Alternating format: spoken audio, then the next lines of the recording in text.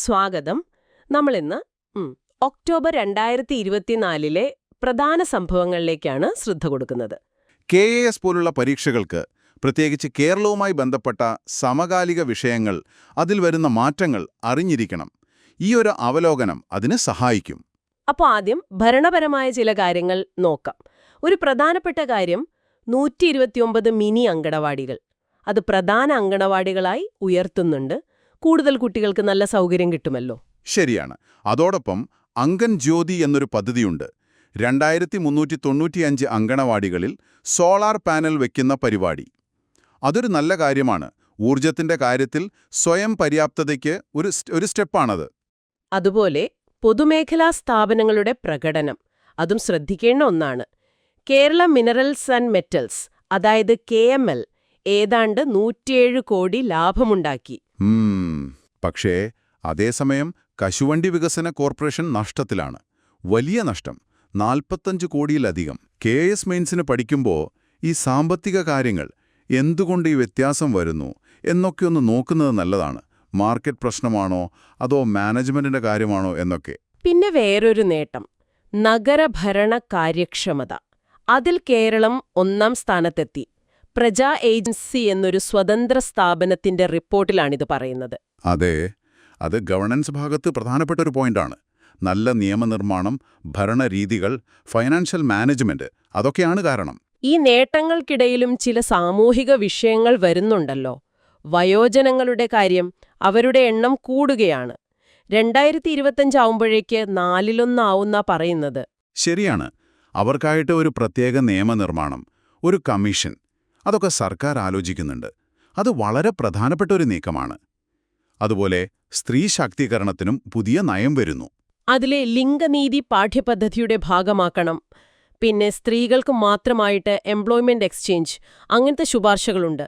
അതെ, അതൊക്കെ സാമൂഹ്യനീതി എന്ന വിഷയത്തിൽ വരുന്ന പ്രധാന കാര്യങ്ങളാണ്.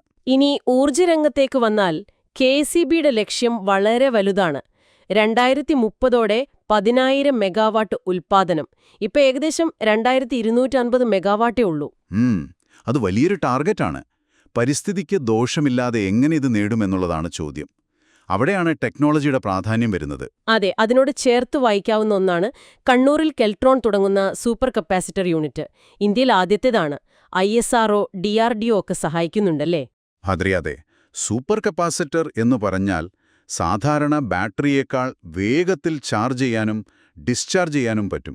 അപ്പോൾ ഈ റിന്യൂവബിൾ എനർജി ഗ്രിഡിലേക്ക് കൊടുക്കുമ്പോൾ ഉണ്ടാകുന്ന ഒരു സ്ഥിരതയില്ലായ്മയുണ്ടല്ലോ, അതിനൊക്കെ ഒരുപക്ഷേ ഇത് ഭാവിയിൽ പരിഹാരമായേക്കാം.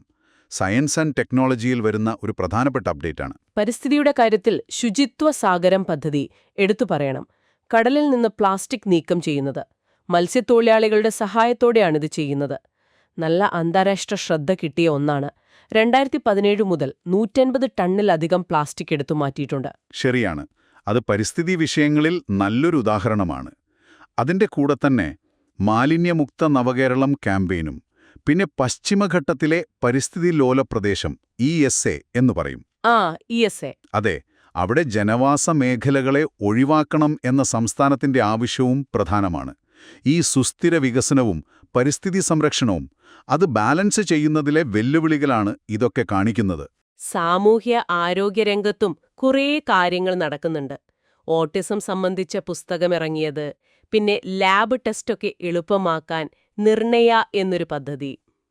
അത് ആർദ്രം മിഷൻ 2ന്റെ ഭാഗമാണ്. അതെ. പിന്നെ ഭക്ഷ്യസുരക്ഷയില് കേരളം വീണ്ടും 1ാമതായി.